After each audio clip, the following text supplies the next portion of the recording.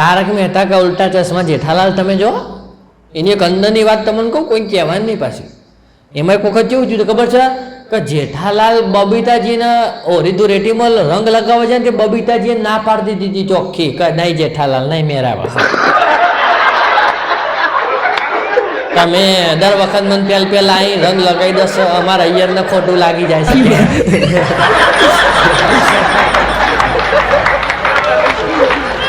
પછી કે યાર એના પગારમાંથી મને શોપિંગ બોપિંગ કરવા પૈસા એટલા બધા આપતો નથી કે, એટલે કે ના હું તમને રંગ નહીં લગાવવા દઉં. બોલો આ રીતે કહીને જેઠાલાલના બબીતાજીએ રંગ લગાવવાની ના પાડી દીધી. હવે જેઠાલાલના બબીતા ના પાડતી હોય તો પછી આપણે તો જેઠાલાલે તો મારું કેવું છે શું કા પેલા બબીતાજી રંગ લગાવવા જતા રહેશે. ઘેર દયા ભાભી સહ તો ખરો બિચારો, હાકા લાગતા લાગે છે મને કહ્યું.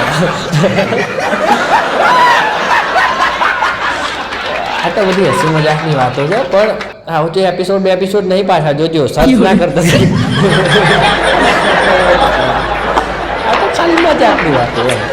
પણ આગળ હોળી ધૂળેટીનો પવિત્ર મસ્ત તહેવાર આવે છે, બરાબર? તો શાંતિથી હોળી રમજો. રંગ તમને કોઈ લગાવવા આવે તો કાયા ના થવાનું, કૂતરો ના મેળવાનો. અમુક જણો લોકો રંગ લગાવવા આવે ને તો એટલો નાટક કરે ને મારા બેટા.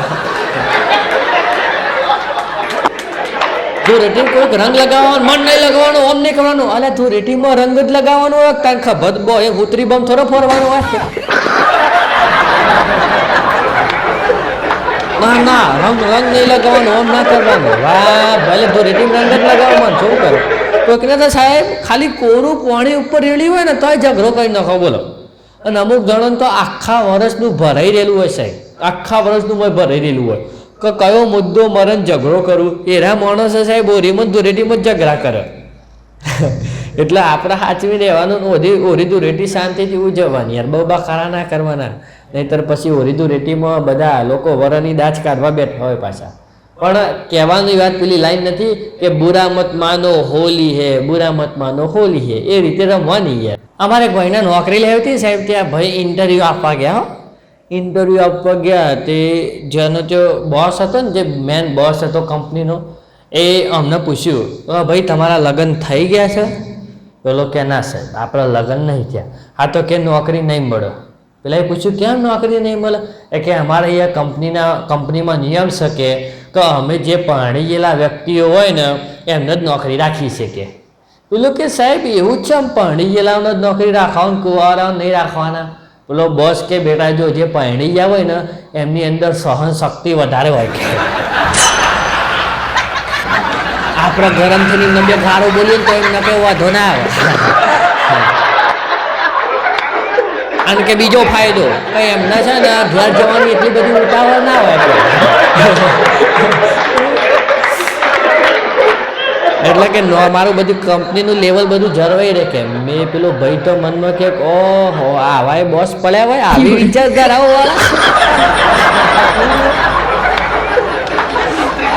યાર હમણાં છે ને 3 ભાઈ હતા, 3 ભાઈ.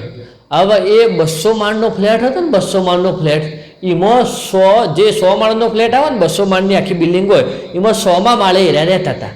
તે એક દિવસ લિફ્ટ બંધ હશે, બરાબર? તો હવે એમને એટલું બધું પગથિયાથી જવું પડે, ત્યાં તો પગથિયાથી જતા હતા. હવે એટલો બધો ટાઈમ ન જાય. તે એક ભાઈ હતો ને, 3 જણા હતા.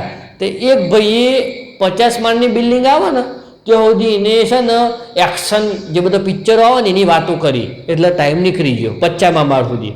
પછી બીજો જે ભાઈ હતો ને એને 99મા માળ સુધી, એક માળ બાકી હોય 99મા માળ સુધી રોમેન્ટિક પિક્ચરોની વાતો કરીને એટલે સમય નીકળી ગયો. હવે એક માળ બાકી હતો.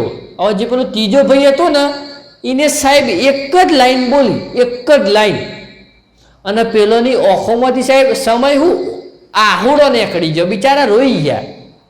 હવે એ લાઈન જઈ હતી કે યાર ચાવી તો હું ગાડીમાં જ ભૂલી ગયો. ચાવી ગાડી ભૂલી ના ડોબો હો માર ચડવાના હતા.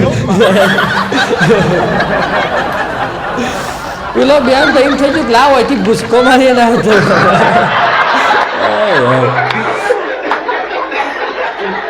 એક ભાઈ છે ને યાર હમણાં કંટાળીને ઉદાસ થઈને આમ લમડી હાથ મૂકીને એમના ઘરના સોફા ઉપર બેઠા હતા. આગળ એમના પેપ્સી મૂકેલી હોય, પછી પેપ્સી આમ પેપ્સી આગળ ટેબલ ઉપર મૂકેલી ટીપાઈ ઉપર, અને આમ લમણે હાથ મૂકીને બિચારા ઉદાસ થઈને બેઠેલા. તેમની ઘરવાળી આવીને તો ઘરવાળીએ પેપ્સી જોઈ સાહેબ. ત્યાં તો તમે જો ને તો તરત પેપ્સી ઠપકારી ગયો, પેલા તો ગદગથાય. પેલા ઉદાસ થઈને બેઠા છે, પેલો આવ્યો ઘરવાળી સીધી પેપ્સી લપાલપ પી ગયો, અને પછી ઘરવાળાને પૂછવા લાગ્યો કે હું થયું, કેમ આટલા ઉદાસ બેઠા છો કે તમે? એટલે પેલો કે શું કહું યાર, સવારે તારા જોડે ઝઘડો થઈ ગયો, હવે ઝઘડામાં આપણા બેનું સમાધાન કર્યા, એમાં ઓફિસ પહોંચવામાં થોડું લેટ થઈ ગયું, બરાબર, કલાક દોઢ કલાક. તે બોસ કંટાળ્યો હતો, તે બોસ એ છે ને 1 મહિના માટે નોકરી ઉપરથી કાઢી મૂક્યો કે, બરાબર. એથી કંટાળીને આવ્યો, તે રસ્તામાં પેપ્સીની બાટલી લીધી, એમાં કે ઝેર રેડ્યું, એ અહીંયા બેઠો પીવાનું કરતો તો તું પીજી. પેલા તો તરત ઉલટીઓ કરવા માંડ્યો, પણ હાનું બાર આવવાનું